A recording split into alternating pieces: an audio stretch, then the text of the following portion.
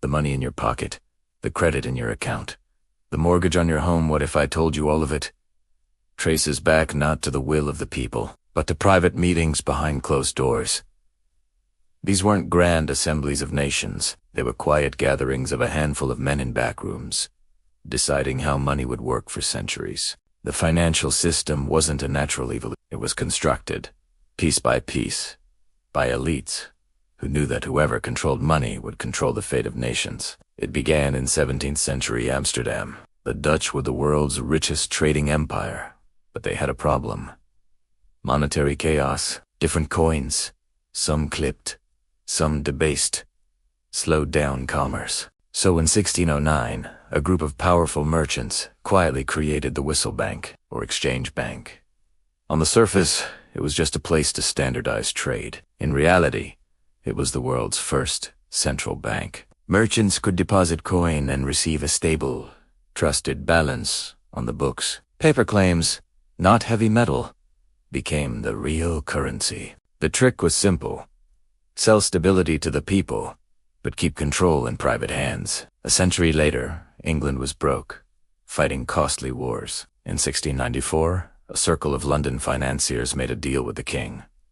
We'll lend you money, but in return you create the Bank of England. It looked like patriotism, but it cemented the marriage of sovereign power and private finance. For the first time, a government's ability to wage war was tied to a bank run by men outside government. The bank issued notes, and with them, a new invention.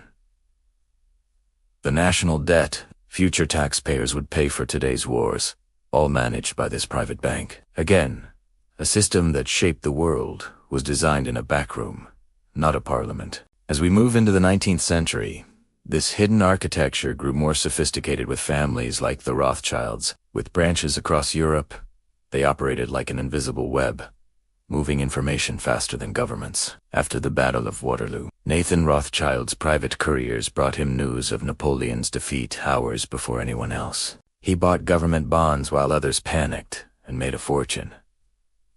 The point isn't just one trade, it's the principle.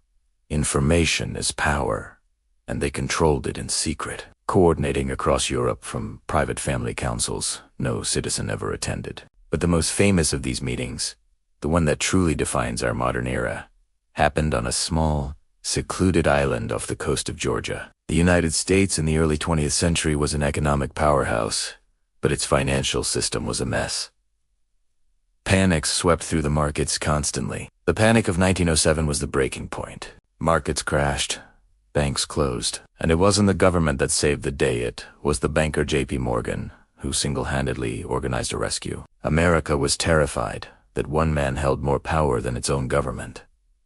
This crisis gave the bankers their opening. In November 1910, Senator Nelson Aldrich and a handful of America's most powerful financiers boarded a secret train. Their destination, Jekyll Island, a private hunting club owned by men like J.P. Morgan.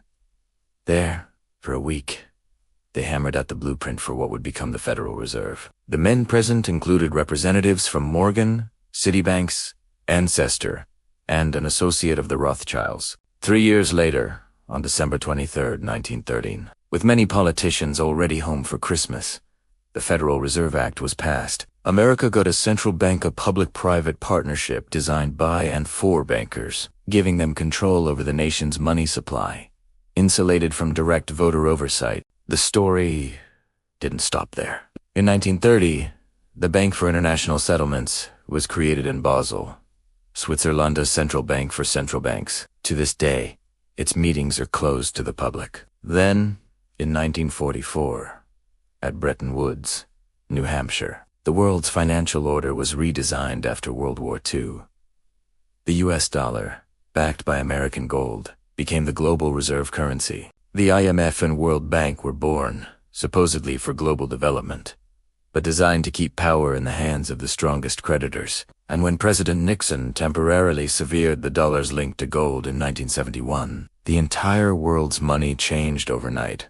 Again, not by public vote, but by a decision made behind closed doors. So, what's the lesson? Financial systems aren't neutral forces of nature. They are human designs, born of secret bargains. When you watch your savings lose value to inflation, you're living inside a structure shaped by centuries of backroom decisions.